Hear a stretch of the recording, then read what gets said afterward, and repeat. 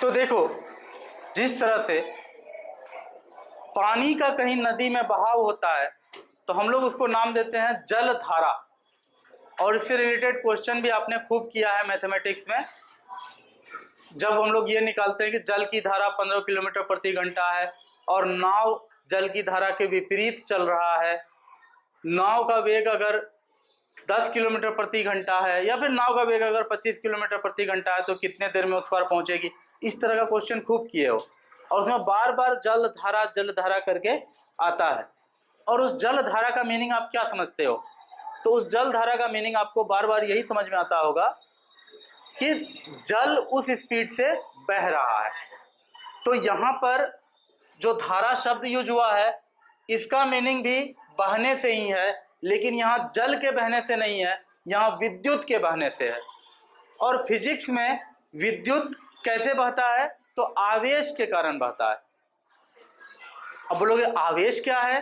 तो देखो, आवेश, सबसे पहले तो विद्युत धारा का डेफिनेशन मैं लिख देता हूं, उसके बाद बात करूंगा आवेश पर। तो विद्युत धारा का मतलब होता है आवेश के प्रवाह को विद्युत धारा कहते हैं। आवेश के प्रवाह को विद्युत धारा कहते हैं। 7th क्लास में तो आपको इतना ही समझना चाहिए। जैसे जैसे आप बड़े होंगे, जैसे जैसे आप आगे के क्लासेस में जाएंगे, ये डेफिनेशन और बड़ा होता जाएगा। फिर इसमें टाइम का कॉन्सेप्ट आ जाएगा, ठीक है ना। अभी 7th में हो, अभी इतना ही जानो कि किसी भी वायर होकर के, किसी भी तार होकर के या किसी भी मेटल होकर के, याद रखना नॉन मेटल में, ज्यादातर नॉन मेटल में विद्युत धारा प्रवाहित नहीं होता है। जैसे देखो, यहाँ तुम्हारे रूम में तार गुजरा है, तार के भीतर जो मतलब प्लास्टिक का जो कवर है उसके भीतर जो वायर है वो मेटल का है, एल्युमिनियम का है या फिर कॉपर का है, तांबा का है या एल्युमिनियम का है ना। उस होकर के तो करंट पास करता है। क्या कभी उसके जो प्लास्टिक के कवर को छूने पर तुमको करंट लगता है? नहीं लगता है। क्यों? क्योंकि प्लास्टिक का कवर होकर के करंट पास नहीं करता है। तो 6th क्लास में आप लोगों ने पढ़ा था कि जिस होकर के करंट पास करता है उसको सुचालक कहा जाता है और जिस होकर के करंट पास नहीं करता है उसे कुचालक कहा जाता है। तो एल्युमिनियम या कॉपर यानी कि एल्युमिनियम या तांबा को आप कुचालक कहेंगे या सुचालक कहेंगे? कुचालक, सुचालक, दैट मीन्स कंडक्टर। चालक या सुचालक या कंडक्टर। और प्लास्टिक को क्या कहेंगे? कुचालक या इंसुलेटर, ठीक है ना। आप अक्सर देखते होंगे कि वो जो पिलास होता है, पिलास यानी कि जो जिससे तार वार टाइट किया जाता है कहीं पर, उसका हैंडल हमेशा प्लास्टिक का होता है। क्यों? क्योंकि इलेक्ट्रीशियन उसका यूज करके कई बार जिस तार से बिजली बह रहा होता है उसको भी ठीक करते हैं। तो हैंडल अगर प्लास्टिक का होता है तो इलेक्ट्रीशियन को कुछ भी नहीं होता है। तो ये ढेर सारी बातें जो आपने पहले से पढ़ रखा है उसका यूज आज करते हुए हम लोग आवेश के प्रवाह को समझने का कोशिश करेंगे। तो अब जब मैंने लिख दिया कि आवेश के प्रवाह यानी कि flow of charge is called electric current. Flow of charge is called electric current. ये बात मैंने कह दिया। तो अब आपके दिमाग में पहला क्वेश्चन जो आना चाहिए वो ये आना चाहिए कि सर चार्ज क्या होता है, आवेश क्या होता है। तो आवेश के बारे में अभी डिटेल में नहीं बता पाऊंगा क्योंकि आपका सिलेबस मुझे उतना अलाउ नहीं करता है। लेकिन आवेश के बारे में एक बात जान लीजिए आप कि दुनिया का कोई भी पदार्थ हो, वो छोटा से छोटा पदार्थ, दुनिया का कोई भी पदार्थ हो, वो किससे मिलके बना है? पदार्थ हमेशा, ठीक है, अल्टीमेटली आवेश तक पहुंचेंगे अभी, लेकिन पदार्थ किससे मिलके बना है? छोटे छोटे कणों से, ठीक है। और छोटे छोटे कण किससे मिलके बने हैं? अणुओं से। ठीक है। और अणु किससे मिलके बना है? परमाणुओं से, या परमाणु ही लिखते हैं, यहां अणु ही लिखते हैं। अणु का मतलब होता है मॉलिक्यूल, परमाणु का मतलब होता है एटम। तो पदार्थ कणों से मिलके बना, कण अणु से मिलके बना है, और अणु परमाणु से मिलके बना है। अब परमाणु किससे मिलके बना है? तो परमाणु बना है इलेक्ट्रॉन, प्रोटॉन और न्यूट्रॉन से मिलके बना है। परमाणु किससे मिलके बना है? इलेक्ट्रॉन, प्रोटॉन और न्यूट्रॉन से मिलके बना है। इलेक्ट्रॉन, प्रोटॉन और न्यूट्रॉन को सब एटॉमिक पार्टिकल कहा जाता है। ये एक एकदम छोटा छोटा बात है जो थोड़ा सा एक नजर बता देंगे तो ही आवेश को समझा पाएंगे, ठीक है। तो देखो,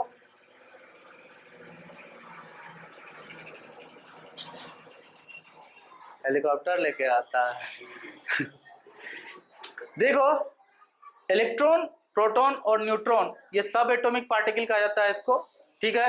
अगर नहीं समझ में आता है ये वाला जो अभी कह दिए सब एटॉमिक पार्टिकल, घबराने की कोई बात नहीं है।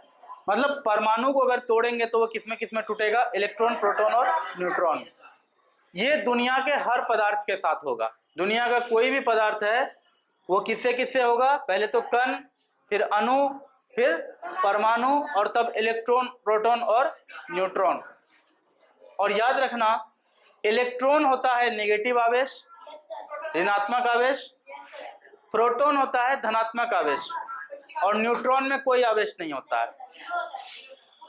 आवेश इलेक्ट्रॉन या प्रोटॉन का वह गुण है, आवेश इलेक्ट्रॉन या प्रोटॉन का वह गुण है जिसके कारण वह एक दूसरे को खींचता या धकेलता है, ठीक है ना।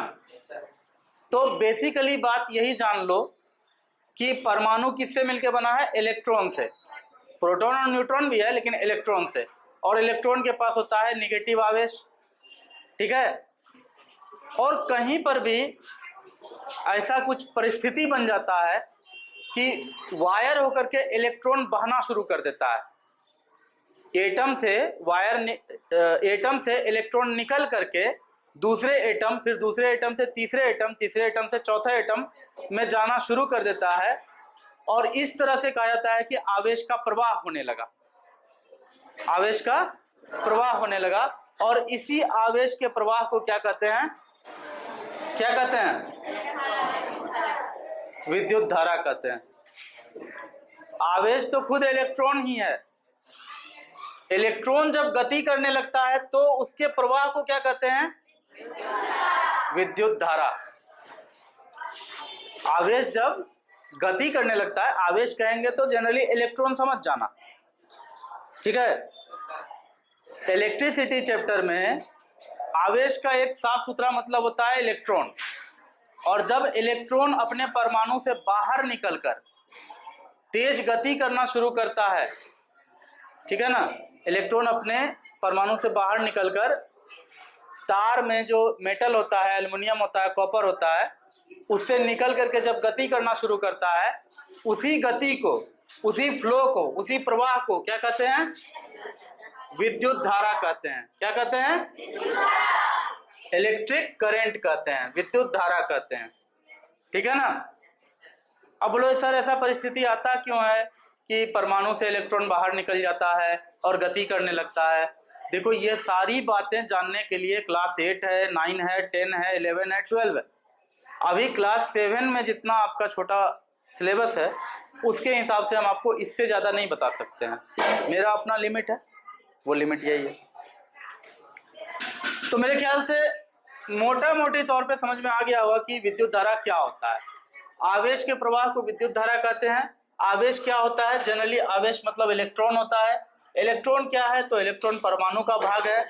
परमाणु क्या है? वो अणु का भाग है। अल्टीमेटली किसी न किसी पदार्थ का सबसे छोटा टुकड़ा जो है वही आपका परमाणु है। फिजिक्स पढ़ने के लिए जब हम लोग फिजिक्स में इलेक्ट्रिसिटी पढ़ते हैं, विद्युत धारा पढ़ते हैं, तो हमेशा हर डायग्राम को नहीं बना सकते हैं। जैसे बैटरी का पिक्चर बार बार नहीं बना सकते हैं और हम लोग को डायग्राम इसमें बनाना पड़ता है बार बार। तो एक कन्वेंशन है, एक सहमति है फिजिक्स पढ़ने वाले सारे लोगों के बीच में कि कुछ चिन्ह को हम लोग मान के चलेंगे कि वो बैटरी है, कुछ चिन्ह को हम लोग मान के चलेंगे कि वो स्विच है, कुछ चिन्ह को हम लोग मान के चलेंगे कि वो क्या है, वो बल्ब है। तो इस तरह से हम लोग अलग अलग चिन्ह को जानते हैं। जब तक वो चिन्ह नहीं जानोगे किताब में अलग अलग सर्किट समझ में ही नहीं आएगा। ये चिन्ह जान जाओगे तो अब तक मैं जो सर्किट देखकर तुम लोगों को लगता होगा कि ये बहुत बड़े क्लास के बच्चों के लिए है, तो तुमको लगेगा कि नहीं ये मेरे लिए है। तो देखो ध्यान से, जो बैटरी होता है कुछ इस तरह का होता है, बैटरी इस तरह का होता है, बैटरी ऐसा भी होता है, बैटरी ऐसा भी होता है ना। तो बैटरी चाहे जैसा भी हो बैटरी होता है ना। उसका काम क्या होता है बैटरी का? इलेक्ट्रिसिटी फ्लो करवाना, है ना। बैटरी क्या करता है, किसी न किसी बल्ब को जला देता है, डीसी बल्ब अगर होगा तो उसको बैटरी जला देगा। तो हम लोग फिजिक्स में उसको ऐसे इस सिंबल से दिखाते हैं। देखो जनरली बैटरी में इधर प्लस और इधर माइनस होता है, एक तरफ माइनस एक तरफ प्लस। तो फिर हम लोग अपने फिजिक्स में ये पूरा का पूरा बैटरी नहीं बनाते हैं। हमेशा बैटरी को कहीं दिखाना होता है किसी फोटो में, किसी पिक्चर में, तो हम लोग क्या करते हैं उसके जगह पे ये बना देते हैं। ये बड़ा वाला जो है ये प्लस है और ये छोटा वाला जो है ये माइनस है। किसी का क्वेश्चन हो सकता है क्या सर बड़ा वाला हमेशा बायां भाग में ही रहेगा, दाहिना तरफ नहीं हो सकता है? बिल्कुल हो सकता है, बिल्कुल हो सकता है। तो फिर आप ऐसे बना सकते हैं। तो ये माइनस हो जाएगा और ये प्लस हो जाएगा। आई बात समझ में? तो ये प्लस ये माइनस, मतलब कहने का कि जो बड़ा होगा वो प्लस है, जो छोटा है वो माइनस है। आप दाएं बाएं कर सकते हैं, कोई दिक्कत की बात नहीं है, लेकिन दाएं बाएं करने पर एक बात हमेशा तय रहेगा कि बड़ा वाला प्लस है और छोटा वाला माइनस है। तो इस तरह से बैटरी का अपना एक प्रतीक चिन्ह है। कभी भी कोई सर्किट का, कोई परिपथ का डायग्राम बनेगा तो उसमें इस तरह से कहीं कुछ है तो इसका मतलब होगा कि वो क्या है, क्या है, ये बैटरी है। बैटरी का प्रतीक चिन्ह कहीं पर रहेगा तो हम समझ जाएंगे कि उस जगह क्या है, बैटरी है। ठीक है ना। एक बार जब हम लोग सारा प्रतीक चिन्ह जान जाएंगे तो कुछ सर्किट बना के एग्जाम्पल के रूप में समझ भी लेंगे। अब देखो जनरली हम लोग जानते हैं कि चालक तार अलग अलग तरह का होता है ना। इस तरह से सिलिंड्रिकल होता है और इसके अंदर ढेर सारा तार होता है कि नहीं, होता है ना। लेकिन फिजिक्स में जब इलेक्ट्रिसिटी चैप्टर हम लोग पढ़ते हैं और सर्किट का डायग्राम बनाते हैं, सर्किट का चित्र बनाते हैं, तो उसमें हमेशा एक स्ट्रेट लाइन के द्वारा हम लोग तार को दिखाते हैं। यानी कि तार चाहे कितना भी मोटा हो, कितना भी पतला हो, फिजिक्स में उसका प्रतीक चिन्ह हमेशा एक सरल रेखा होगा। नहीं समझ में आ गई? आगे बढ़े। ठीक है, आगे देखो। अच्छा, स्विच के बारे में तुम लोगों को पता है ना, एक स्विच होता है इस तरह से। हाँ, एक स्विच होता है ना ऐसे करके, मतलब ऑन ऑफ करता है इससे इसको, तो स्विच होता है। कभी कभी स्विच इस तरह का भी होता है, एक डंडा टाइप का होता है, उसको ऊपर नीचे करने पर ऑफ ऑन होता है, चेंजर स्विच कहता है इसको। स्विच चाहे ये बटन दाब करके ऑफ ऑन करो, चेंजर गिरा के चेंजर उठा के ऑफ ऑन करो, कुछ भी करो, स्विच का सिंबल हमेशा होता है फिजिक्स में कुछ इस तरह का। एक डॉट यहाँ होता है, एक डॉट यहाँ होता है और इस तरह से वायर होता है।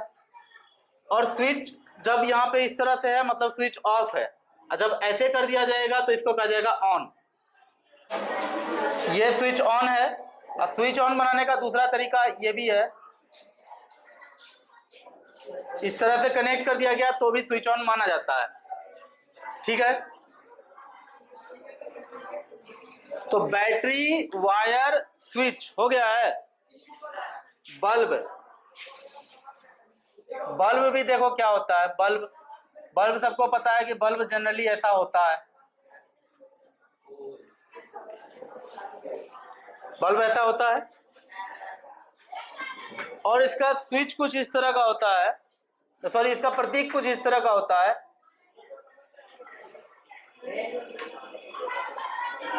इस तरह से हम लोग बल्ब को डिनोट करते हैं। तो ये कुछ ऐसा पार्ट है जो जिससे कि सर्किट बनता है, ऐसा एलिमेंट्स है, अवयव है, और उसका कुछ प्रतीक चिन्ह हम लोगों को पता रहना चाहिए, तभी हम लोग कोई सर्किट ड्रॉ कहीं पर कर पाएंगे। और सर्किट ड्रॉ करने आना बहुत अच्छे से आना चाहिए फिजिक्स में, अगर आपको इलेक्ट्रिसिटी चैप्टर पढ़ना है तो इसको नोट करो। और 5 मिनट है भी तो एक सर्किट तो बना ही लेंगे इसमें, ठीक है ना? जल्दी से नोट करो। देखो जनरली सर्किट बनता कैसे है उसको देख लो। यहाँ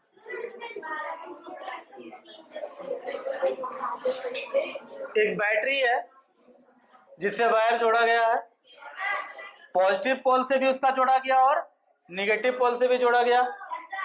एक स्विच लगा दिया गया, ठीक है, और यहां पर एक बल्ब भी है लगा हुआ, और यहां से ये कनेक्टेड है।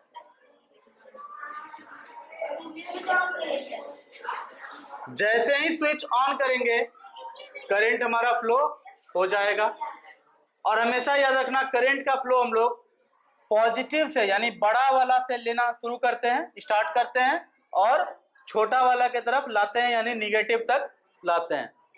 तो करंट का फ्लो, ये जो एरो का साइन है कि धारा का प्रवाह यानी आवेश का प्रवाह, ये हमेशा धनात्मक से किधर माना जाता है, ऋणात्मक की ओर। आई बात समझ में? तो ये अपना इलेक्ट्रिक सर्किट है।